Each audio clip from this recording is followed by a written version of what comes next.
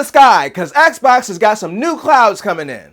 Well, not new clouds as in plural. It's the same cloud, but just, more of that same cloud. Streaming.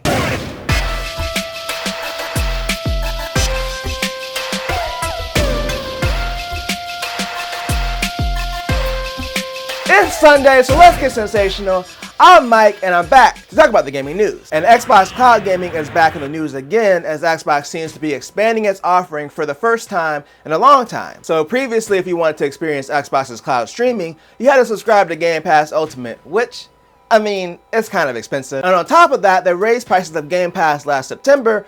That's when they introduced the Game Pass Standard tier, which replaced the previous Game Pass tier they had on consoles, which Standard is arguably a worse value. But I'm not getting back into that today. The point is, if you want to experience xCloud in any form, it will be $20 a month for Game Pass Ultimate. But now Microsoft has decided to expand cloud gaming to the core and standard tiers of Game Pass. So right now it's a part of the Xbox Insider program, so it hasn't officially launched. But if you are an insider, you can stream games on Game Pass Core and Game Pass Standard that are part of those subscription tiers. Or you can also stream games that you own that Microsoft has added to cloud streaming.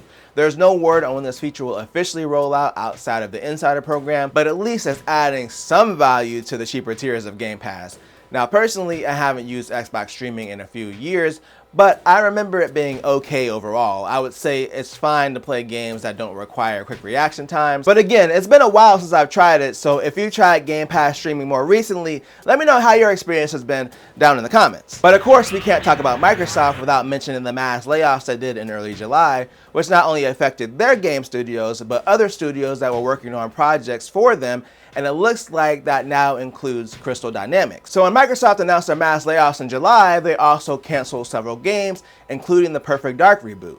Well, that game was being developed by an Xbox studio, The Initiative, which was shut down after the game was canceled, but they weren't the only studio working on that game. Crystal Dynamics, who most recently did the newer as well as the upcoming Tomb Raider games, was a support studio for Perfect Dark. So as a result of the cancellation, Crystal Dynamics has announced that they're laying off some of their staff. Now, in their official statement, they didn't say that it was due to Perfect Dark's cancellation. They said it was due to business conditions and a shifting market, but I'm sure like the situation with Romero Games, where Microsoft was allegedly funding one of their games, they can't officially say anything due to the contract that they signed with Microsoft. However, after the layoffs were announced and some of the staff were being let go, they posted online and said, yeah, I was working on Perfect Dark and that game got canceled. So it looks like these cuts were most likely a result of that cancellation. Crystal Dynamics did go on to say that this wouldn't affect their upcoming Tomb Raider game and that they're offering support for the employees that were let go. They didn't say how many people were affected by this, but since they were in a support role for the game, I'm hoping that it wasn't too many people. But either way, I hope those employees can find some new opportunities in the gaming industry, like some of the people that worked on EA's canceled Black Panther game. So similar to Microsoft, EA did a bunch of layoffs in May, which included shutting down Cliffhanger Games and canceling the Black Panther game they had in development. Well, Wizards of the Coast managed to pick up 14 members of the team that were working on that game, including the game's director, Michael D. Platter, who previously directed games like Shadow of Mordor and Tom Clancy's Endwar. This team has been brought on to work on a completely new project that's still in very early stages of development, but at least with all these layoffs going on, some people are still able to find jobs and have the opportunity to make new games. Unless they're trying to make a game for the Switch 2, because apparently ain't nobody got dev kits for it. So it's not super hard to find a Switch 2 right now as a consumer, but apparently it's a different story for developers looking to make games for it. So Digital Foundry talked to several developers at Gamescom, both indie and AAA developers, and many of them shared similar sentiments about the Switch 2, which is that they're having a hard time getting dev kits from Nintendo. Some developers are saying that Nintendo told them to basically develop the game for Switch 1 and just rely on backwards compatibility. Now, there's been no comment from Nintendo about this because this isn't really something that they would probably comment on publicly anyway. This is more of a behind the scenes thing, but I find it weird that they have a console that's quite a bit more powerful than their last one, and they have a lot of third-party interest right now, and developers aren't able to get their hands on the hardware to make games for it. The only thing we really know for sure is that Nintendo chose certain indie and AAA studios to give dev kits to, but not others.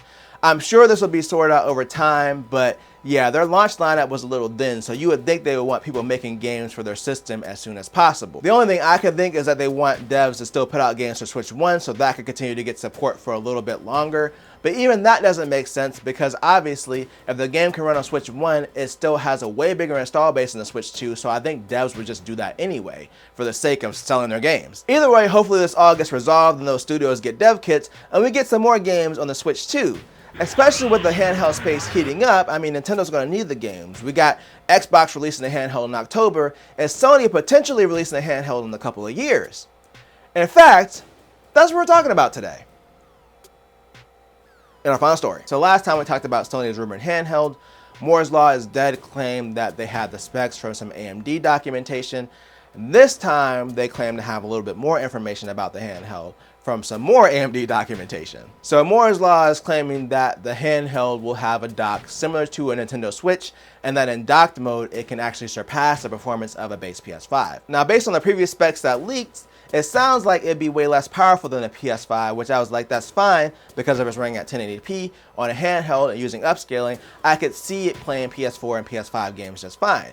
But it doesn't make much sense on how it will gain so much power by being docked that it could surpass a PS5. PC Gamer makes the same point in their article as well. Now, the only way I could see them possibly making such a big leap in dock mode is if the dock has a GPU inside of it, but that would be really expensive, and according to this rumor, this handheld is supposed to launch in late 2027 for around $500. The only way this kind of performance would make sense is if they did do the dock with the GPU unit that's sold separately and it costs several $100s. Either way, I am interested to see what Sony does if they do a handheld, like from a technology standpoint. As far as buying one, personally, I'm still burned by the Vita, so I'm not giving them a chance until they prove that they're actually going to support this thing this time. But let me know what you think in the comments about the rumors with this handheld and the dock mode and the performance. Do you think that it sounds too far-fetched to be true? Again, let me know down below. And if you enjoyed this video, then make sure to tell a friend, tell a coworker, like, share, and subscribe, and hit that bell notification button thing wherever it is to be notified when I drop a video or a live stream. And I always do at least 2 things at the same time. Peace.